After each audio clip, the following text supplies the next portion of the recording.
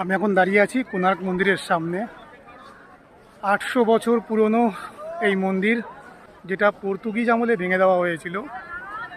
এই মন্দিরটির উচ্চতা ছিল 200 ফুট, যেটা এখন আছে মাত্র 100 ফুটেরও নিচে অবধি। বাকি মন্দিরটা ভেঙে ফেলা হয়েছে। আর এই মন্দিরের সংস্কারের কাজ চলছে। 2027-এ আবার রিপেয়ার করে ওপেন করার কাজ চলছে। অ্যান্ড আশা করা যায় 2027 সালের মধ্যে এই মন্দিরকে আবার ওপেন করা হবে। ভিতরে এখন কাউকেই ঢুকতে দেওয়া হয় না, কোণার্ক মন্দির বাইরে থেকেই দর্শন করতে হয়। এত অপূর্ব এই মন্দিরের কাজ, চারিটা দিক এত সুন্দর যে এখানে এলে পরে পুরো দিন কেটে যাবে। তবে বেশি কিছু দেখাতে পারছি না, তার কারণ হচ্ছে মাত্র আধা ঘন্টা সময় দেওয়া হয়েছিল মন্দিরটাকে দর্শন করার জন্য। প্যাকেজ ট্যুরে অ্যাকচুয়ালি এই প্রবলেমগুলো হয়। যাই হোক, তারপরও